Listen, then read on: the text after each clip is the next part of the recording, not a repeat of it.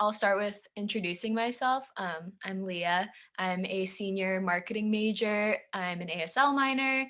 I kind of took a pivot. I came to Emerson as a BCE major, wanting to go into music industry because I've been a singer-songwriter like since I was little. And I kind of decided I wanted to go into nonprofit marketing. Now I kind of just want to do the nonprofit social work thing. So that's like my other persona. This is my music persona. At Emerson, I've released music as Leah New, which is just a more convenient spelling of my name. And I've gotten to do all of the Emerson music things. I did 5 Cent Sound with Kristen. I'm performing at the Evvies this year. I just shot Musicians Wanted this weekend. So I feel like I've really gotten like the full Emerson experience, which is great. And as I said, I was BCE for the first semester of my Emerson experience. And I'm really glad that I ended up getting all the perks of being BCE, which was working with Wes and Kristen. Um, so yeah, and then the reason why I decided to do this directed study with Wes was because through marketing, once I realized I didn't really want to do marketing for nonprofits, I wanted to just do more of the nonprofit work hands-on. I kind of brought it back to like what I liked about marketing in the first place, since it's my senior year. I'm just taking 300 levels and like not really with any goal for career. And the main thing that I care about with marketing and what was interesting to me about it was music marketing. I've always thought it was super interesting how artists are influenced and how fan bases are influenced, just due to whatever current events are going on. When Lady Gaga was #1 in the charts, Kesha conveniently came out the year after, things like that. So yeah, so then Wes and I started talking. We have a lot in common. We kind of just once a week with the directed study, we're just having like tangents. And it kind of became a mishmash of like talking about marketing, talking about the music industry as a whole, talking about what we called intersectional marketing, or how marketing in the music industry are impacted by different, race, gender, class, etc. And also, we talked a lot about psychology and kind of the psychology behind being a fan and being a musician, and the psychology behind using social media. So, with that, I will try to share my screen. There it goes. Okay, cool. So this is the beginning of the zine. Do I have full screen? Yeah. Is that full screen for you guys? Cool. Yeah, so this was my first time using Photoshop, I think, so bear with me. But yeah, this was the cover.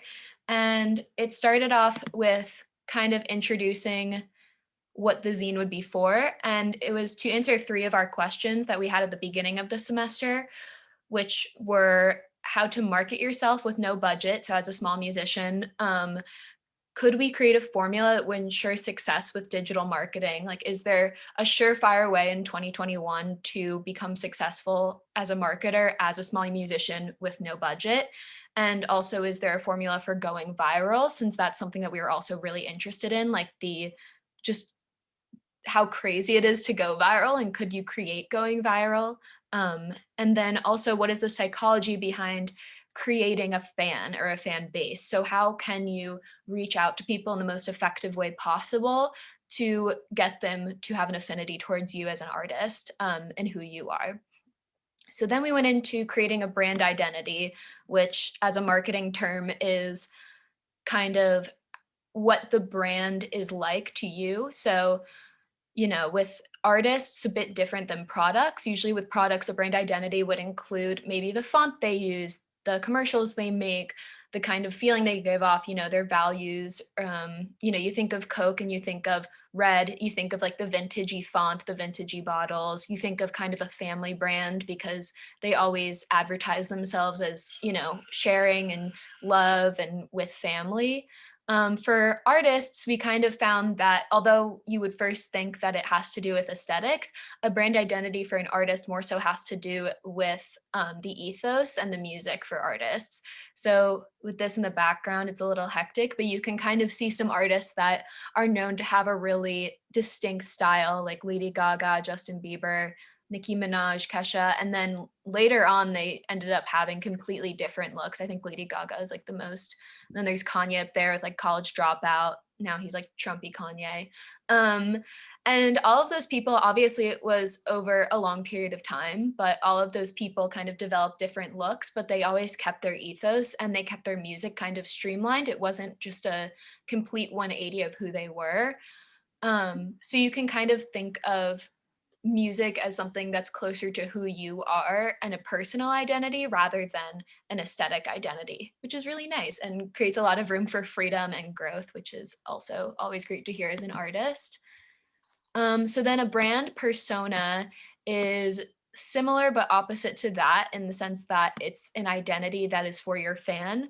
So I don't know how many marketing classes or marketing anyone in here knows, so I'll just explain. But um, for brands, usually they create a buyer persona for a product, which could be just the psychograph or the demographics of a ideal buyer or who they want to market towards. So this could, once again, if you're thinking about music from a marketing mindset, could work for a fan base. So here I just built like a random fan, not necessarily mine, but location, language, and culture, that's obviously important. If your fan speaks the same language as you, if they're physically close to you, then they're more likely to be influenced by you. More people are likely to know you. They're likely to go to the venues that you perform at. So that's big. Gender identity and sexuality, that's becoming a bigger and bigger one as more female artists are on the rise. And more people are looking to queer artists that didn't have as much of a chance to have a platform before, and now they're identifying with them and want to support them. Music taste, obviously, what other music they listen to, if they listen to similar artists to you. Social media behaviors is a big one for building engagement. Hobbies, likes, and dislikes, that can be important in ways that you don't even realize. Like with, for like, let's say they play soccer, they're really athletic, they might want more upbeat music that they can work out to. You don't think about those things when you're just thinking about a demographic, but that's what building a buyer persona or a brand persona is for. Um, so yeah, so then we go into the functions of social media. This is when we get more into like the meaty stuff, I guess.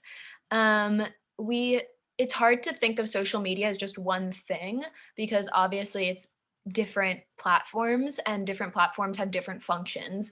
So there was a really interesting research paper, a couple that we read and discussed that talked about how social media platforms are used by the general public and what they're most effective for. And if you were to market an artist or a brand or anything like that, it would suit you best to use each social media separately and for the function that it serves best or how it works the best. So for example, I think a lot of brands, maybe even a couple of years ago, would post the same things on all social medias, which is fine because consistency is great. And also you want fans to be able to access information anywhere, but it's not the same people on Facebook. People aren't interacting the same way. So you have to create different content. Like Facebook, as you can probably guess, Facebook is where people are the most authentic. If you think about it, that's like probably the one place where you put like a very normal picture of yourself, where you actually live, what you do for work, etc. So it's the best place to go for information and community as your authentic self. And it makes you feel the closest to the community because you are also seeing people's authentic selves. It feels less like they're just a person on a screen on Facebook. Twitter is fully built on user engagement. Without user engagement, there would be no Twitter. So that's the best place to build a fan base, which is also free marketing. And it's important for artists and also fans to engage each other on the platform to build that community, which we'll get more into later. And then here we have Instagram. Instagram is just the most used social media platform right now. Obviously, visual information is very pleasing to look at. Obviously, photos and videos, great for artists if they're in a visual or audio or anything format. Spotify is also a social media that people don't always think of right away, but Spotify is also based off of content and engagement and marketing. So if you can get high engagement on Spotify, then you'll get put in the algorithm and that'll help you build a community as well. And a community is also built around artists that sound like you. They'll get, if someone listens to artists that sound like you, they'll get recommended to you. That helps build a community as well around different genres of music. And then TikTok is just like a conglomeration of both of those. It's visual, audio, it's engagement based, it's content based, and also the quickest way to go viral. Obviously, I feel like I don't even need to say that much about TikTok because it's just such a good platform for marketing music. But yeah, so that was kind of the gist of, and tell me if I'm going too fast. I'm just talking really fast because I had coffee. But yeah, so that is like the function of some of the social media platforms that we discussed. And then Leah's hierarchy of needs. This was something that Wes and I talked about a good amount. Um, so it starts off, the hierarchy of needs is the needs for social media platforms to be successful. But they also kind of became the base of social identity, which is like a topic that we talked about a lot in terms of creating a fan base, because it's kind of the main psychological reason why fans exist. So, social identity is a psychological state conferring a shared state or representation of one being part of a virtual community. So, it's a shared community basically, that exists only online, and using social media is motivated by social and psychological needs. So if you think about it, or in the research article we read, humans need social interaction, and going for some of those, like even like Maslow's hierarchy of needs, like a lot of them are answered on social media, along with more frivolous needs like validation or just like having a voice heard, things like that. A lot of people get a lot of validation by being in a fan base and finding like-minded people online, which is a huge part in maintaining fans. Like I think you could think of like One Direction, and a lot of people I know were diehard One Direction fans. I don't think One Direction was their favorite music to listen to. And if One Direction was replaced by different people and then was still marketed the exact same way, they would stop being fans, because there isn't something to be fans over, but that energy would still be needed to put out somewhere, if that makes sense. Like now like a lot of One Direction fans still follow Harry, follow Niall, etc. Because they still have that affinity towards it and affinity towards the fan base. It's more of a loyalty than anything else. So for kind of the hierarchy of needs, there needs to be, on a base level, participation, interaction, and content. Obviously there needs to be something to talk about and people to talk about it to make a community at its base. Then there should be affinity and usefulness, because if it's useful, like Facebook is useful, I don't really go on Facebook except to join groups or events because it's useful to me. And just an affinity towards it creates loyalty and engagement, which is also great if you want to be successful. And then on top of that, obviously, enjoyment and reward. If you're not enjoying social media, you won't use it. So that's a big part about creating a fan base and using social media as well.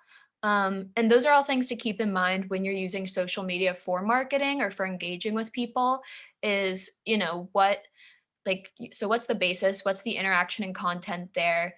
How are you engaging the usefulness of the app? How are you engaging why people like the app? How are you creating loyalty and affinity from people? And then how are they getting that mental reward or enjoyment from interacting with you online? Um, and then this page, we talked about guerrilla marketing. And we kind of talked about guerrilla marketing in terms of going viral. As I said, that was something that I think Wes and I were hoping to find an answer to, like how to go viral. And we definitely didn't, because the answer is you just have to be lucky. There's really no other way. It's like you either have to be lucky or you have to like know some magical being that can ensure you get put in every algorithm, who probably are out there. I don't know if they would help me with no budget, but yeah, basically, we talked about guerrilla marketing at a more basic level just to get an idea of it. Here's some examples: how it affects your psychology by just surprising you, releasing dopamine. It's more memorable that way. Repetition, seeing it in interesting places makes you remember it more. And that is used in social media by memes, things that are viral. So you see, memes, things that are viral, dances repeatedly makes you associate that song or artist with whatever you're viewing. It also is surprising or unique, so you remember it above other things. Like you might listen to Doja Cat's other music, but you'll always listen to Say So and be like, okay, I know the dance, or something like that. It also is important for artists because artists like Lil Nas X and Blackpink already accessed this, but creating an influx of content helps fans engage with you more because there's more to talk about, there's more to share, there's more things that are likely to go viral. So putting a lot out there makes it more likely that someone will engage with it, which is always great. Then intersectional marketing. So this was kind of, I feel like this was added on because Wes and I are both just very passionate about advocacy in general. As I said, I want to go into kind of social work and nonprofit work, and Wes is also very interested in advocacy. So we kind of just like would go on tangents about it and have great conversations about it, but it did end up tying in a lot to what we were talking about overall and how to think about yourself in relation to your audience. Because when you're thinking of intersectional marketing, a lot of things come to mind, but the number one thing is that music and culture are intertwined, which means that your culture and who you are is intertwined with your music. And that's always really important to understand, including with a product. I think, there's some examples of artists that do that here, but cultural groups historically uphold different genres of music. When you think of country music, that's upheld by Southern people, house music is upheld by queer people, hip hop and rap was created and upheld by the Black community. So there's a lot there, and that's important to keep in mind with what kind of music you're creating and how you present, because whatever communities you're a part of are intertwined inevitably with whatever communities your music is a part of. Um, so yeah, I'm trying to see. Oh yeah. And in one of the studies we read, it was proven that a majority of people, in this case, they were only using Black and white participants, which obviously limited the data a lot. But it said that people were able to identify a musician's race and gender based off of listening to their music. And Black participants were especially accurate at guessing which musicians were also Black, which showcases that people have a strong affinity to artists and music that share their cultural identity. And that is not to say that you should only market to those who are similar to you. It's to show that your identity is the largest part of your brand. So basically, the corny ending of all this was that the best way to market yourself is to be yourself, because that is the most accurate portrayal of who you are. It's something that everyone will see eventually, or will be able to see through if you try to market yourself as something you are not, or a community you're not a part of. And also, we just got a lot of interesting data on using social media and the way to use that effectively. But once again, the actual content you create has to just be like as authentic to yourself as possible. So yeah, that's the end of the zine. But